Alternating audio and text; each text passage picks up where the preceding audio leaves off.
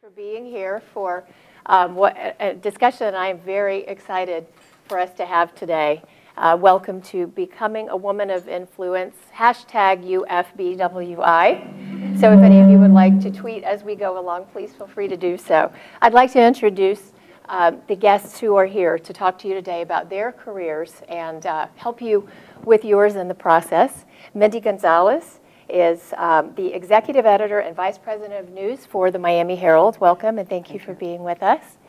And Lee Radford is the vice president for Procter & Gamble. Samantha Avivi is the global marketing director for Kimberly-Clark. And Catherine Green is a former senior vice president of news for Tribune Broadcasting. And Gail King, we have already met. She is the Executive Vice President and Chief Administrative Officer for Nationwide. Thank you all for being with us this morning for this conversation. Gail, I wanted to ask you a question about something that you had made a point of when you were speaking to everyone. You talked about the company that you went to work for. You knew that you would have opportunities there. How will these women know when they walk into an organization if that organization will give them the kind of opportunities they need to grow and be successful? So one of the things that I would always recommend that you do is do great research on the company. I can't tell you how many times that I've interviewed people and they're asking me about the company. I'm like, you're asking me and you're coming to interview. So I had done a lot of research on who Nationwide was, what it believed, its values. You can pull out its annual report. You can try to identify, people who work at Nationwide to say, what is that culture like? How do they treat people? So again, I would just really encourage you, and especially today, when I started 32 years ago, it's not as much information, it wasn't as much information, but I did do that research. But for you, read the annual report. Look to see, do they have females in senior leadership positions? Look to see who the board members are. Try to find people that you know in the community. So do your research.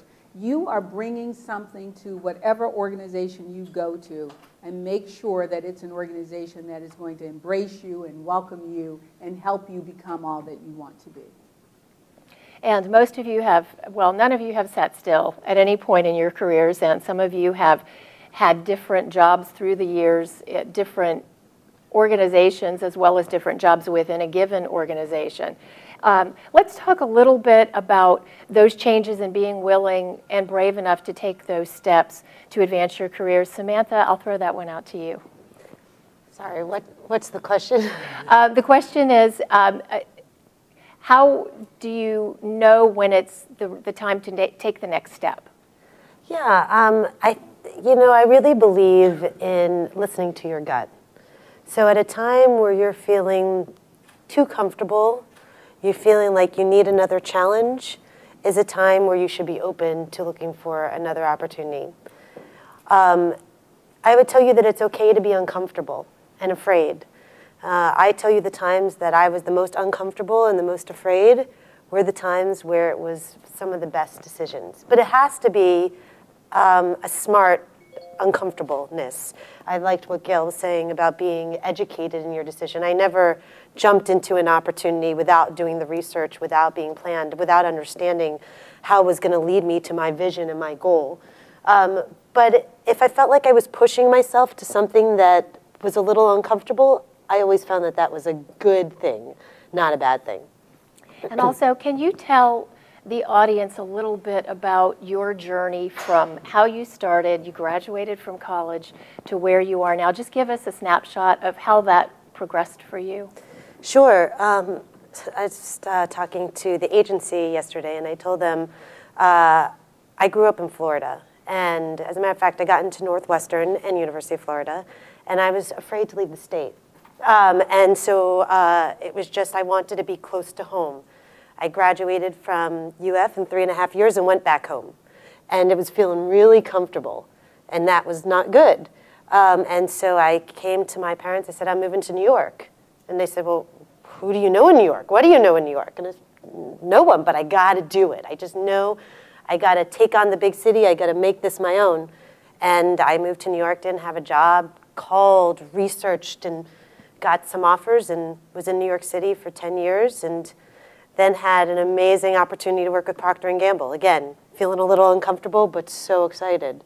And jumped over to Cincinnati and did that for a bunch of years. And then had an opportunity to work with Walmart for Procter & Gamble. Jumped over there. You know, the opportunities came, and it was exciting and scary at the same time, but I knew that was the way that I was going to become a woman of influence. And so I took the opportunities and seized them. And same thing with Kimberly-Clark, when I had that opportunity to be a global marketing director. And look at me now. I'm never in the same spot. I'm always traveling the world. And so from a kid that didn't want to leave Florida to now living in New York, Cincinnati, Arkansas, back to Cincinnati, you know, traveling all the time. That's the way it goes. You seize the opportunities, and it pays out. Lee, can you tell us a little bit about your journey from college here to where you are now? Sure. Graduated in '82 from Florida and joined, talk about risks. I had 5 job offers, and I joined the one with the biggest risk because I followed the passion, and I joined Eastern Airlines, which probably none of you know, which is now part of Continental and now part of United. And I did that because it had just been deregulated and the opportunities were huge, because I knew they needed to start commercializing airlines because it wasn't government controlled. So I started at Eastern and moved around a lot from Miami, Washington, D.C., Toronto, Houston, and loved it, but I always knew I wanted to go back to business school. So I went to Northwestern and got my MBA in marketing and international business. I joined P&G. I actually thought I was going to go back to the airline industry, and despite all those offers, it was the Gulf War, and it was very volatile, and P&G came to me and said, hey, would you consider looking at P&G, which I did. And I said, oh, I'll try it for 5 years, which is a lot of what people say. And I have now been there over 24 years. At P&G, I started in the healthcare business and ran a lot of their oral care brands, such as Crest and toothbrushes and the Scope mouthwash. And then I ran the Ivory business, Safeguard business globally. And now I run the global skincare business in 140 markets globally. Wonderful. Catherine, what has your journey been like? I'm in the business, I think, that creates professional sociopaths. I'm in news. And so when I graduated the University of Florida, which was fortunate that I went to the University of Florida, I was a pre-med student, but I took a job working as a radio station as a reporter. I had green hair at the time. And I loved it. And so I begged to get into the College of Journalism. And they're the ones that talked me into TV. And it was very fortuitous for me. And my first job was in Jacksonville, Florida as a reporter. And I think my journey was interesting because I did that for a few years and realized I didn't like it. I did not like being a reporter. But I lucked out that I had a boss who talked me into trying to produce. And so in news, what you do is you want to tend to move up in market size. So I went from, let's see, I can do it, Jacksonville, Miami, New York. Tampa, Baltimore, Washington, Atlanta. So I made a lot of change. And in the changes, I was making decisions based on the opportunity that was presented to me, and I'm with you. It was a lot of gut. What is going to be the best thing for me at this moment in time that actually helps me move forward towards where I want to get to? And so jobs would present themselves, and it was very interesting because I didn't have 5 offers coming out of school. I had to fight for a job. But I got my first job. But I found that once I had my first job and performed it well, job offers would come to me. And so I would be in situations where I could assess multiple offers at the same time. And I would make decisions for myself based on what is the opportunity. I wanted to be constantly challenged. When I hit a point where I was kind of bored, I call it polar bear syndrome. I was getting irritable and nasty because I was ultimately bored and I needed something new in my cage. I would look for that next opportunity, and it would come. I mean, it was interesting how those opportunities, you probably all had that experience, but it would come. I really believe, and she said something that was so important to me, the culture that you work within is code critical to your success. And I worked in some great cultures. I mean, I worked in a company, Hearst, fabulous company. I worked for Time Warner Turner, fabulous company. And I worked for some companies that were terrible companies, terrible, that did not value people, racist. I worked for a company that was racist. I was referred to as a little woman. I was not supposed to be left in charge because I was a woman. And that company now has been acquired by another company, so I enjoyed that moment. So I think that knowing the company you get into, you can get into a company and it be the right move for you to make at that moment in time, but you have to know if it doesn't fit for you, when to leave it. So what you don't want to do, this is my biggest thing, is get caught in the company that isn't right for you. And fight, and I find this among women, we'll hang in there. We will hang in there. We will wait for the corner to turn and it to be better longer than we should. And I have great mentors, and one of them described the boiling frog syndrome.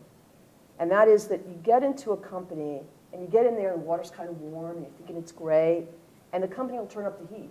And however they turn up the heat, whether it's they're not nice to their employees, they want you to be the queen of cuts, whatever it is, the heat starts going up, and pretty soon the water's boiling. But you don't know it because you've been in it so long. You just know that somehow you're uncomfortable until you get out of it.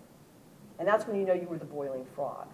So, you know, as you move forward, finding a company like Nationwide or P&G, I'm a big fan of P&G. Kimberly-Clark is a great company. Finding that place that you can be will become very important. And knowing the places you shouldn't be and knowing how to leave them will be important, and getting out. So I went through all those different jobs. I became a news director in Baltimore. Interesting period. I worked for 10 years for Fox in Washington as a VP of news there. I reached the end of that period. I was like you. It's like I got too comfortable, and I knew. CNN hired me to run the international network outside the United States. Fabulous. It completely changed my perspective. I realized how myopic I was. The global world is a fascinating place, and I encourage you to experience it. And then I went to Tribune, and that was a moment where I was in the wrong place. I was in the wrong place. It was a great 8 months of helping them merge two companies, local TV and Trib, and that was a great experience, but it was the wrong place. So that's one thing I will tell you. Think about what fits for you and know if it doesn't fit, that you don't have to stay there.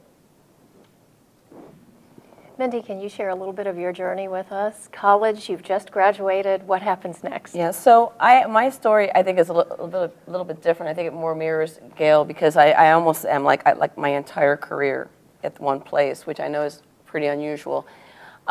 So single-mindedly, I was determined to work for the Miami Herald. I'm a near native. I grew up in Miami, and I would see the trucks going by, and I'd be like, I'm working there. And I say that because I realized like how naive I was in a way, and that's great when you don't really know like what limitations people have for you. It's a great thing, because I remember doing an internship at the Lakeland Ledger, and the reporters there were like, what are you going to do? I want to go work at the Miami Herald. And they're like, really? Because I've been here like 13 years, and I still can't get to the Miami Herald. I'm like, I better keep that to myself, you know.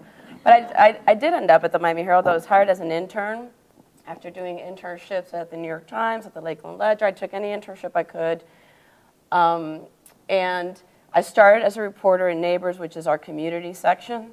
And so I think that in that way I have a pretty interesting story, that I started as an intern, and I'm now the executive editor, never thinking ever that I was going to be in this seat. I didn't set out to be the editor. I didn't even dare to dream that I could have this job. I thought I was going to be a reporter till the day I died. And the key decisions that I made that led me on this path actually had less to do with professional and more to do with personal. And I know that a lot of us can talk about this. So I would say two things. I think you have to be open to opportunities, and I think you have to be open to opportunities that fit you for where you are at a specific point in your life. So I had been a reporter probably for about 9 years.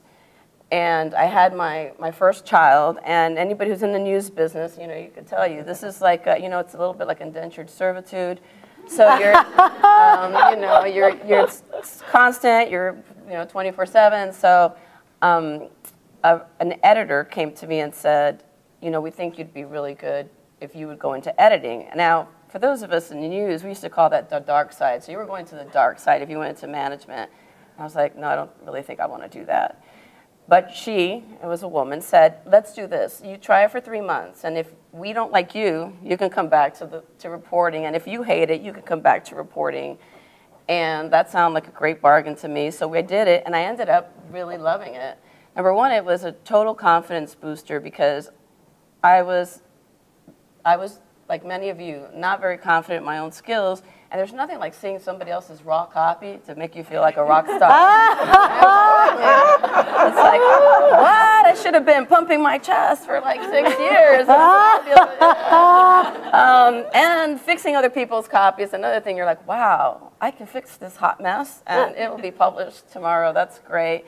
And so it helped that, but it also helped my family life because it was twice a week. I was able to actually, see my son at least for a couple of hours at night before he went to bed. So that was the first thing I did that was really, it wasn't a career first choice. It was how can I manage my career while trying to do this other thing, which is like my family life. And the second thing that I did, also I was lucky that I got to do it also without really leaving my hometown, which I love. So was that now I had 2 kids. And I had a great job at the Miami Herald. I was a city editor. I oversaw, the whole city desk. I had 7 people reporting up to me, and yet I was starting at 9 in the morning. I was going home 9:30 at night, and I was not seeing my children. I felt like a weekend parent. So I was pretty miserable. And a former employee of mine who ended up working at People en Español had recommended me for People in English.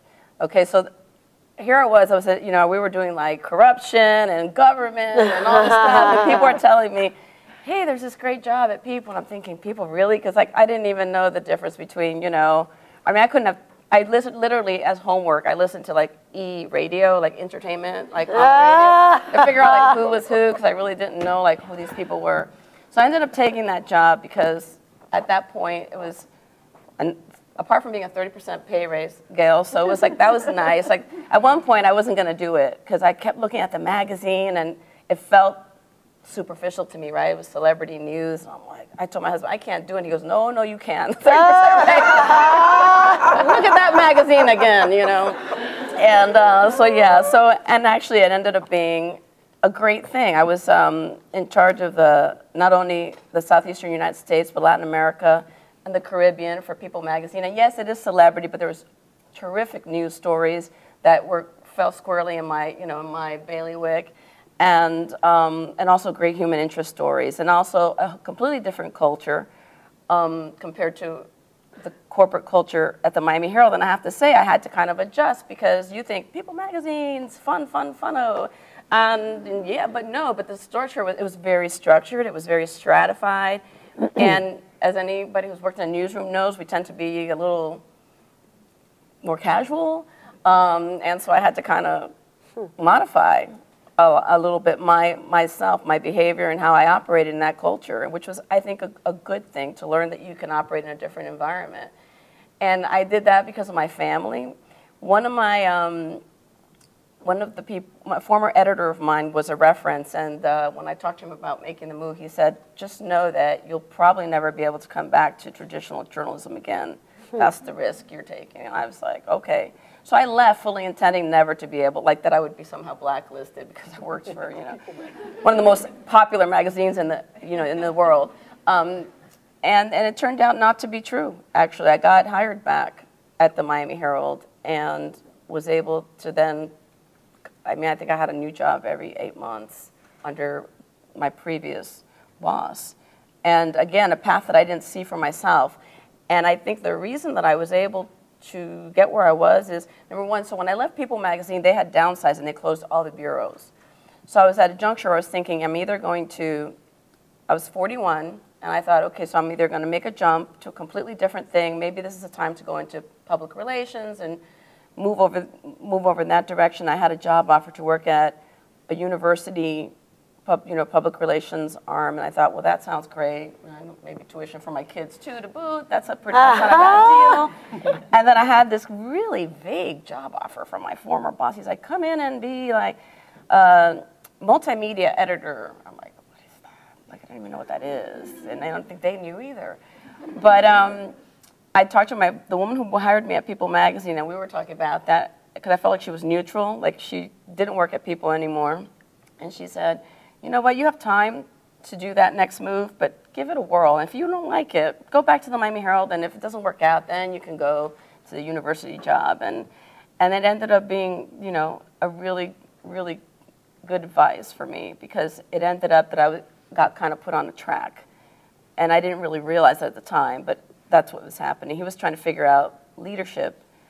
And so every 8 months I was going to, here's a new job, and before I could even God, I love this job, it's great, features, oh, now you can do this over here Sunday, and there came a juncture where my then boss takes me out to lunch, and says, so what do you want to do? And I think I was still I was overseeing features and Sunday, and I said, I'm going to have a woman, I'm going to be that strong woman, and I said to him, you know what, I want to be the managing editor, which by the way is the #2 job, and I was like, I did. I go home and I tell my husband, I said, so he's saying, what do you want to do? And I'm saying, I want to be managing editor. He goes, why don't you tell him you want his job? And that is the difference between a man and a woman. My husband's thinking, what are you doing? You're going for the #2 job. Yeah. A man would have said, no, I want your job. And so that's just note to self, just go straight for the jugular. Yeah, right.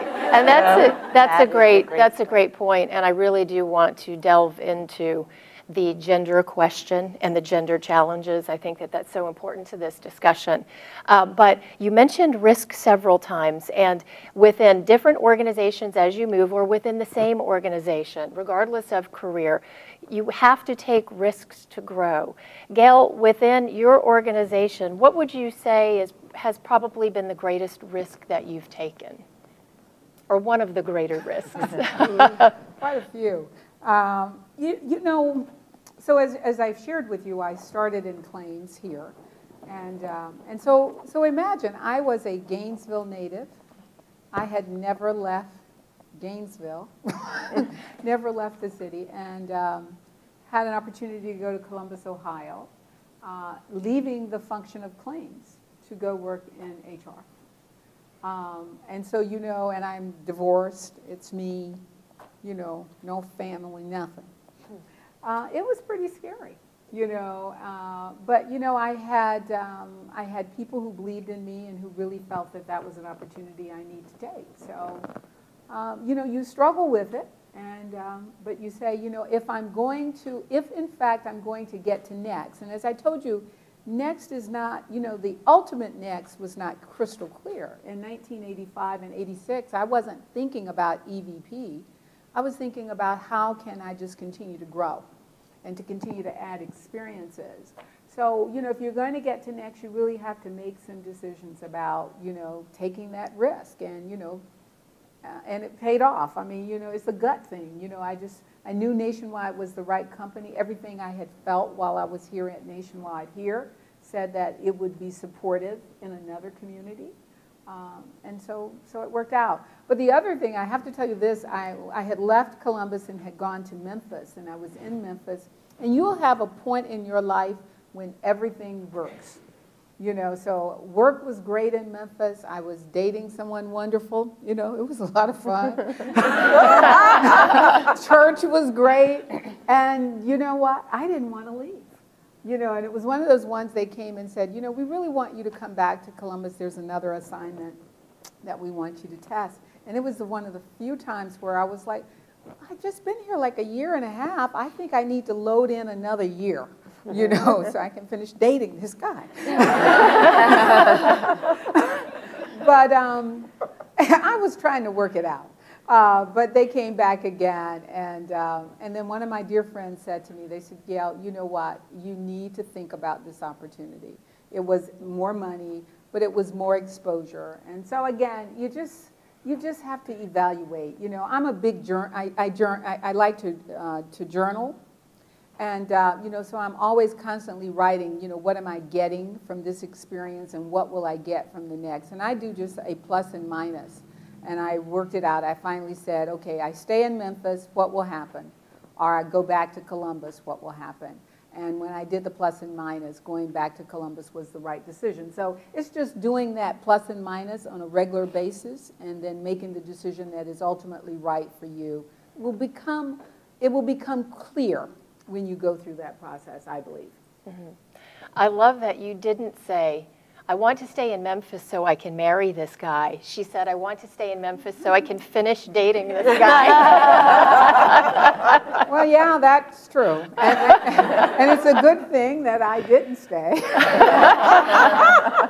That sounds more like man speak than woman speak. That's my point here. Yeah. And so that I think that sort of transitions us into, and I'll throw this question out to the floor because I would like to hear from any of you who would like to jump in on this. You as leaders, successful women, still are living in a man's world. What have you learned through your careers, through your years, about navigating the waters in a male-dominated planet? I can start. I think one, about understanding the companies you work for, because there are a lot of great companies, and Procter & Gamble being one, that practices what they preach. Right.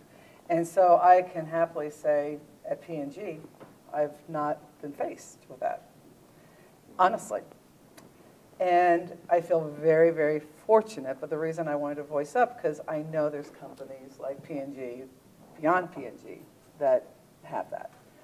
You know, as far as, you know, individuals, there's always individuals. And, you know, even, you know, on my first part of my career in the airlines, there was a lot of it, you know, because a lot of the women in the airlines were flight attendants, you know, way back then. And it's the point that Gail had made in her speech, be really good at what you do and make yourself indispensable. Because regardless of who you are, where you're from, if you provide that, your results will show. And then the second area is always ask for what you want. Because when you don't ask, you don't get. And so that means in the salaries, that means in the opportunities, and anything that comes your way. There's never a fear of asking, especially if you do it in a way that is respectable, humble, assertive, to make that happen. Because it really is a talent game, and if you've picked the right company, and we can't stress that enough, they understand that they need you as much as you need them. And they don't want you to be unhappy. I can tell you when we have talented people and they are suggesting to us that they may want to leave us, we're doing whatever we need to do to fix it. If you're good and you come tell me you've got a leader that's impacting your ability to grow because they've created an environment that isn't conducive for that, we fix those leaders. So that's why that paying attention to the culture you're in is so, so critical, and why your being your best self is so critical, because you know, people want to surround themselves with people who make them better. But I do want to say this, though. Even though Nationwide is a wonderful company, and you know, and I'm so proud. I mean, we're a Fortune. I didn't mention this, but we're a Fortune 100 company, not only in terms of our financial strength, but we're a Fortune 100 company in terms of how our people view our culture, and we're really, really proud of that. But that does not mean that we don't. And you talked about that. The individuals in the workplace, men, who there's a men. I'm sorry, guys. But you know, y'all men have men speak. You know, I'm looking at it. I just had to pick on you. And the guy in the back. I mean, but you know, men have their own code language, you know, and you have to not let that language get in your way. You know, they connect in certain ways like we connect in certain ways. And you have to not let that get in your way. When you act like their language and their relationships bother you, you give them power over you. You know? You can't ever give them power. When I lived in Raleigh, so I lived in Raleigh, North Carolina, and the guys used to do this. They would, and it was all guys and me. And I was the only African American, you know, and you know what? I could have made a big deal out of it, but I didn't. I was like, y'all are playing golf? Oh, great. Gail's playing golf. I'm going out with you. And you know what? I made it fun for them. If I made it hard, if I made it like, well, you know, you all aren't including me, I just was like, well, I know y'all ain't bringing me along, you know. And then I went and took lessons on the side, you know. And then I played to their needing to teach me how to play golf, you know. Yes, how do you do that? You know. So again, what I'm saying to you is that you never allow any individual to get in the way of what you want. And you never make a big deal out of it. You just act like you don't see it. Okay, yeah, you like that guy better. Y'all play golf together, great. If it's a group event, invite yourself. You know, so just ask for what you want. I saw some different things, because I agree with you completely. As you move up, it sort of begins to change. But I also saw there is a man speak with you guys. There is. And you need to understand it. Right. And you need to be a student of it. Because if you don't understand man speak, it can work against you. And I was really fortunate, and I would advocate, because as I listened to everybody, all of us seemed to have somebody, a mentor, somebody who helped kind of coach us through. And I had somebody like that. And I was telling the PR people who were stuck with a news person at my table, one of the biggest things I learned was the way women approach what they do. So I'll ask this question. How many of you in the past week or so have either said or written an email that included the words, "I'm sorry"? Okay. So one of the first big lessons I learned is not to say I'm sorry. So women have a tendency to externalize their failures, I'm sorry, and internalize their successes. And you said, I should have boasted, pounded my chest. Yeah. We don't do that very much. And men tend to do the opposite. They externalize their successes and internalize their failures. Hide their failures. Well, I'm being polite. Internalize. I'm just helping her. They hide their failures. And so when I realized, I mean, literally, how many times I used I'm sorry. I'm sorry I was late for a meeting. I'm sorry I didn't get this to you sooner. I'm sorry it's not as thorough as it could have been. You know, I didn't understand how I was valuing myself. And instead, I learned to reposition, because if you take those words out of your vocabulary, you have to learn to say it in a different way. And when you say it in a different way, you tend to externalize your success. Got this report done. It could have been a little longer if I had some more time. Would you like me to put some more into it? You know, but you would say first that you were doing something good, and then you might back into it. I think that was a big change for me. That moment, that paradigm shift for me in realizing that. The other thing that I saw that was pointed out to me was that there is a culture within a male world to use a woman. We do what we do well. We work very hard. We want to succeed. And we believe in succeeding, that we will make somebody else succeed with us. It will be our boss. But sometimes you have to know when the boss now is taking advantage of you and allowing you to do the work, but you're not getting success because you're busy internalizing your own success. And I learned to watch for that. And I began to watch lots of women get caught under the man, where you're like this, and you are busting your butt. And a lot of the success is your work, but you're not getting around or up to this person. It isn't something like duplicitous, by the way. It's just the way sometimes it works, and that's where your assertion becomes very important. I thought your presentation was fabulous because you said you have to be confident, and you have to know that you have to stand for yourself, and you have to represent yourself. Because and I do want to add to that, and you're so right, because what men do, they're just competitors by nature. That's who they are. And they respect that, you know, and if you realize that they respect that, when it's just that's what you expect, that's what people give you. It's like have you ever noticed if you go to a restaurant and you just act like the fact that they are taking all day is okay? They'll take all day, don't they? You know, if you act like something is okay, then you become ignored.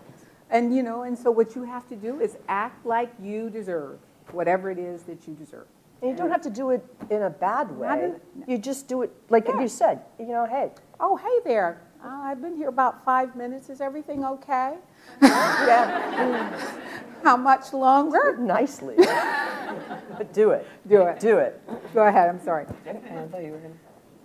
No, nothing there. Yeah, But how is that perceived? Well, I was going to say that for me, I don't know, you might be too young, but I don't know if you remember the movie Freaky Friday, right, where Jamie Lee Curtis wakes up and she's her daughter and her daughter. It's my favorite movie. Right? I mean, and so for me, it's like a fantasy to be able to go back, like, my current person, you know, my current confidence to my younger self, because I think I would have probably cut out like 9 years of angst in my career and life, you know.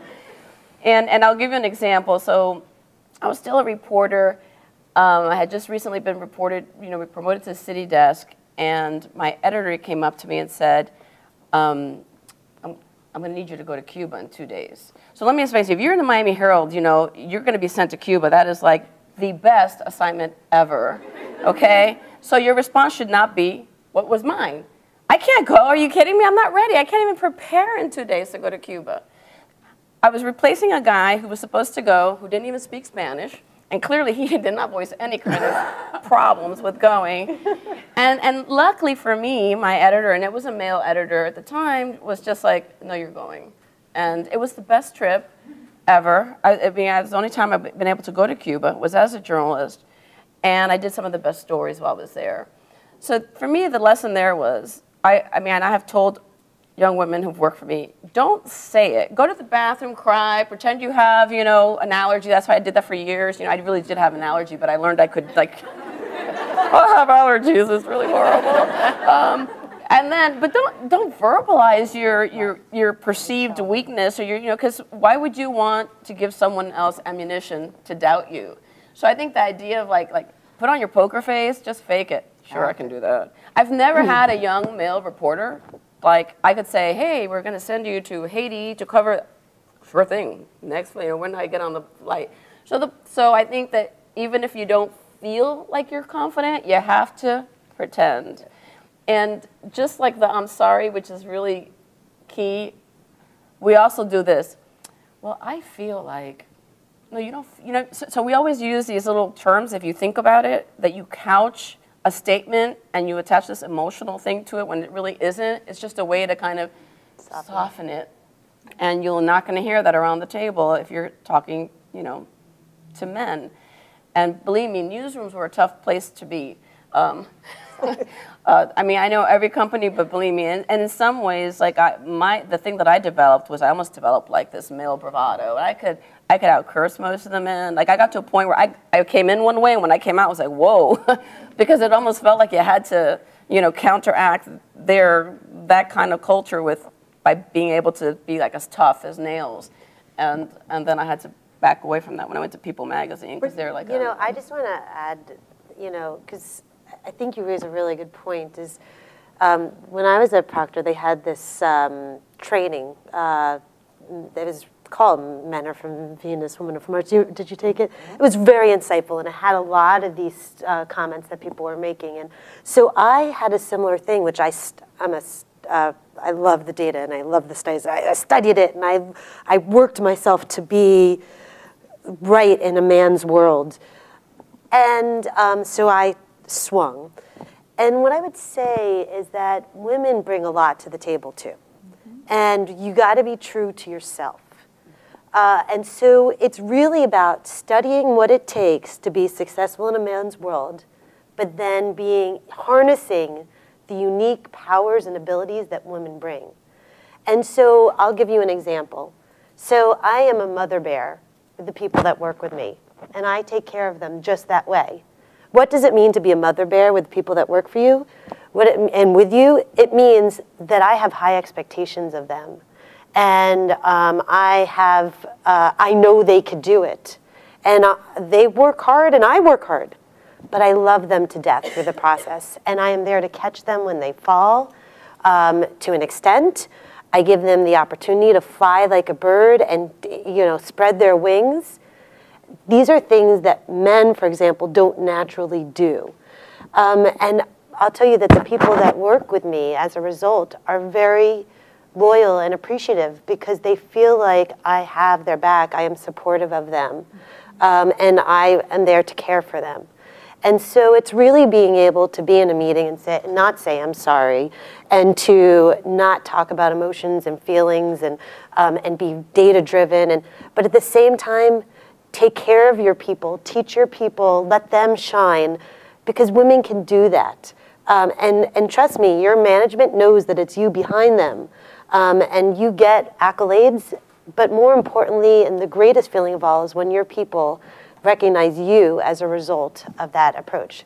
So I just want to balance this conversation of, you know, understand what it takes to be successful in a man's world, but be true to yourself as a woman.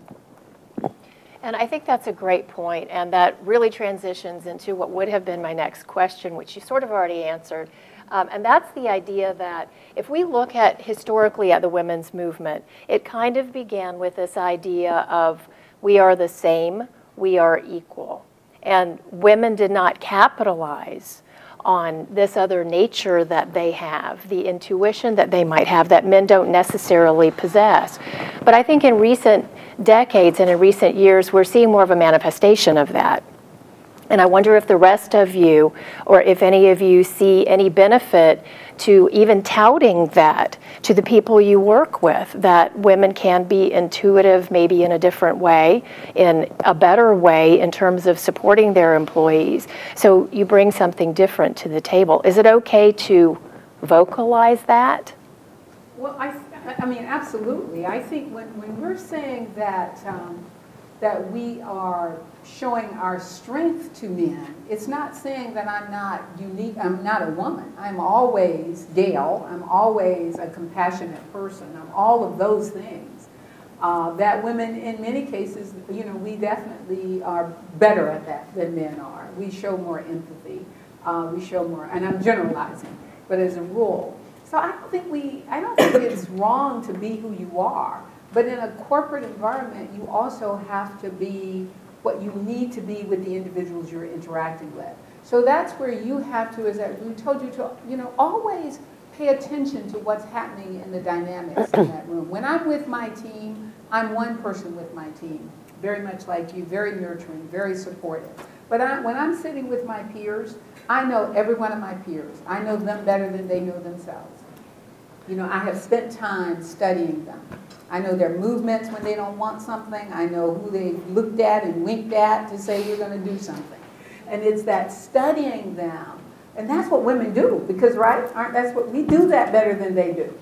And I'm paying attention to them so that I can manage that situation. So when we talk about, you can still be who women naturally bring to the table, but still bring your personal strengths to the table. Because when we're dealing with issues that I think are important, then it becomes, hey, that's important, and I really don't care. I mean, you know, I'm glad you have that opinion, but I have this opinion as well. I think you can do both, and I think it's okay to be, you know, to be viewed as compassionate. I mean, that's what I bring to the table. They will tell you at Nationwide, clearly, when it comes to how we treat people, you're going to treat people a certain way, and I am unapologetic about that. That's the role I play in the company. You know, but and they know that my strength comes out when I see people not operating with that value system. So, yeah, I think you do right. To kind of build on that, I think it is about an and. Mm-hmm. It's, you got to deliver the base, and then what on top, what makes you special. Right. It's about the and you know, I always train my folks, and maybe coming from advertising and marketing, is you know, what's your brand? And you kind of reference this today is, you should know what your soundbite is of how you personify yourself. So, you know, and I work a lot with my folks on what is their one-word brand equity, or potentially two. So it's about the and is, you know, you need to be a good problem solver. What you may be, one of the most creative problem solvers. Or you have to be an amazing leader. Your equity could be an amazing and compassionate leader. And it's kind of what Gail is saying about, you got to deliver what you need to play, and find what's unique about you that's going to stand you apart. Because I think that's where women have an advantage these days, because I believe there's something within us that allows us to stand apart. And if you know what that strength is and you start marketing yourself in that way, so deliver the base and then drive hard on what's unique to you, that's where the doors open. And along the line, I would assume that every one of you had a mentor, someone who helped you get where you are. How do these young women find mentors? I want to start on this one, then we'll go around. I think mentors are everywhere. So I think you're going to hear different ones, and you've heard some of them talk about some of the mentors. I've had senior level mentors who have really sponsored me. I've had sponsors, and then I've had mentors.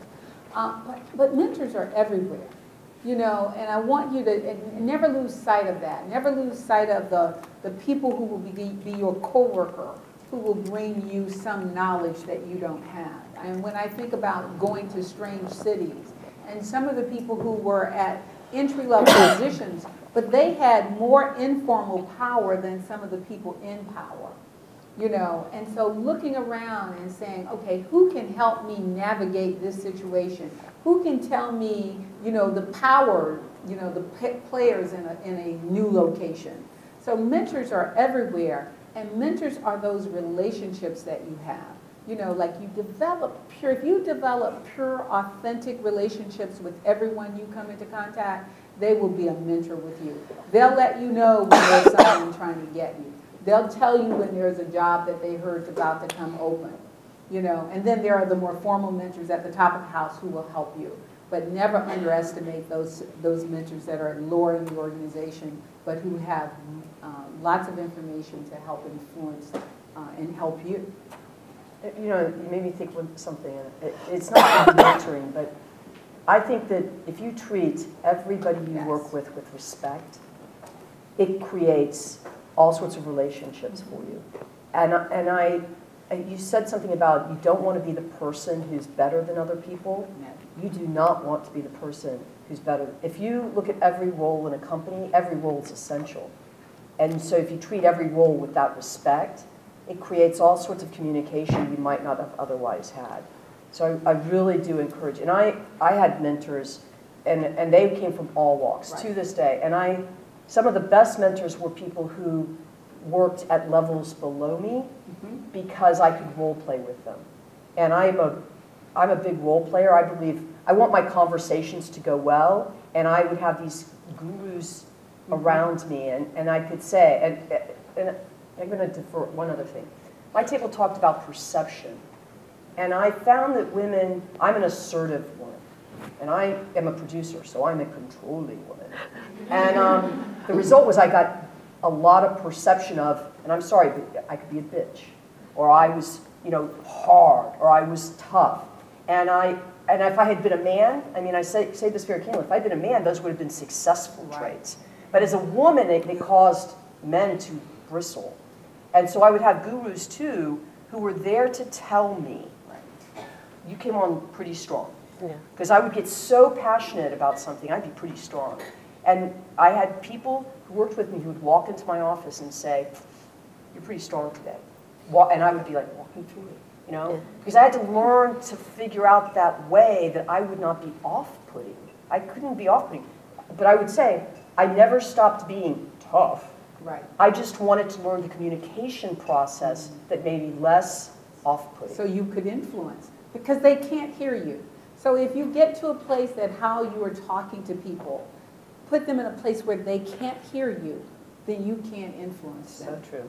You know, so that's this thing I keep telling you, you've got to listen and watch, and you'll know what you need to do. And that's so being true to yourself. The other thing about this having mentors at every level, and this happened to me just recently, the guy, one of our janitors, one of our board members came in, the board member came in and said, Gail, you are so loved in this company.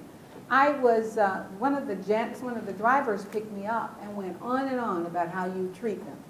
Now imagine, this is somebody at a much lower level in the organization, just having a casual conversation about me with somebody who could come in and decide tomorrow that I need a new job. You know, that's what happens at this level. They can come in tomorrow and say, you know, I don't like you today, Gail. You know, I mean, we wouldn't, but so does that make sense to you? So that's why I'm saying, have formal mentors, but have these strong relationships where people they're telling your story. You don't have to tell your story. Let them tell it. Yeah. As far as, I'm very purposeful with my mentors. And you can't expect your mentor to have everything. And so I identify what are the things that I'm looking for in this mentoring relationship.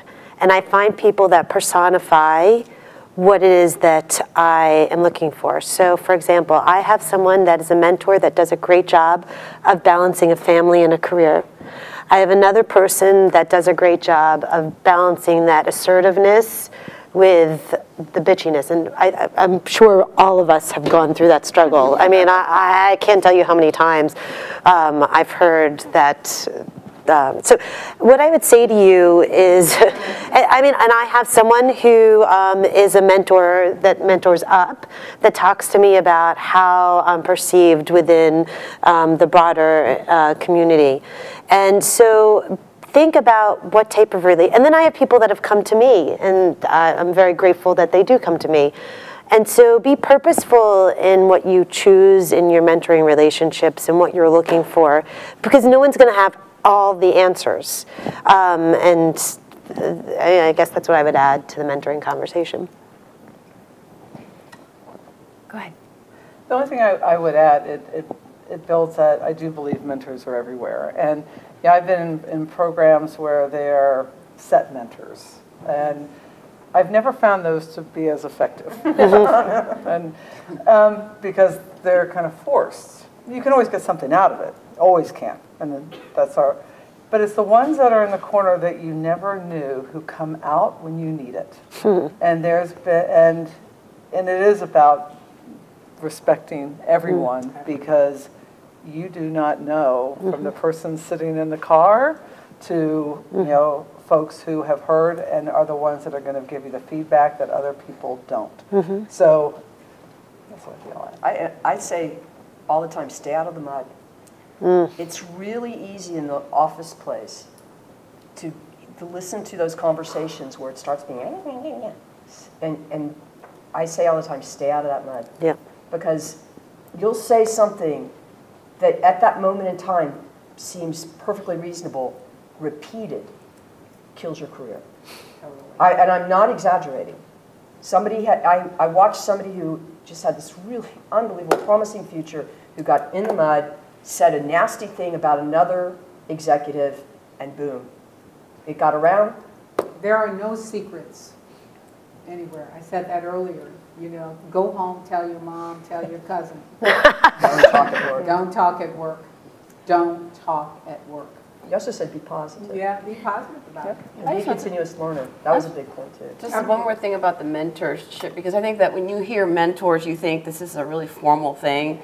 And I will tell you that in my entire career, I've had one formal mentor, okay? And actually, it ended up being a great time. It was a publisher at another paper at a time when I was kind of, you know, moving up to be managing editor, and was very helpful to have somebody outside my organization. But the reality is that I never really think about mentors as much as like relationships. And it was those relationships that have helped me, right? If it wasn't that female editor who somehow thought I would be a good editor, I would never have thought about being an editor. It just was not in my mindset. I thought, being a journalist, it's being a reporter. I want to be out having fun and talking to people and writing. And so it required somebody else to see something in me that I myself did not see, which is why you want to be open. And while, you know, we talk about men, I have to say that some of the most important relationships and that helped me get to where I am have been men as well. So you got to be open to both, because any of us can tell you there are very helpful women, but then there are also women who have the queen bee syndrome, as I would like to say, that feels like there's one woman only who can be at the top, and if you threaten that one woman, then, you know, you get stung. So be open to mentors of both men and women. I've had excellent, and I don't call them mentors because it's just not the way that relationship was formed. It's people who you can talk to about different things at different times and can pull you up and see, again, something in you that you may not see in yourself, and opens you up to possibilities. The networks too, you know, when you talk about relationships and mentors and networking, that all works together. You know, there's an article out that, you know, I'll have to send to you. It talks about your networks absolutely impacts your net worth. And it is so true, because the more people, you know, Diane and I, we were talking about when she's formed her charity, and that there were so many networks that she had and people she could call who would say, yes, I'll contribute to that, and yes, I'll do that. And how many times you called somebody and say, you know, where are they hiring? You know, or do you know someone here? So, you know, having those relationships impacts your networks, which ultimately impact your ability to continue to grow. And that is such a great point, Gail. And I hope that you all wrote down one other thing that she said today. You too can be my favorite.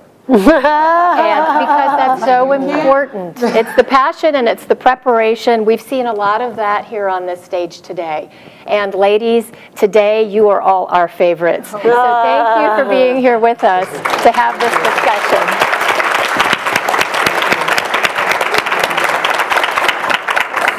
And thank you everyone for joining us.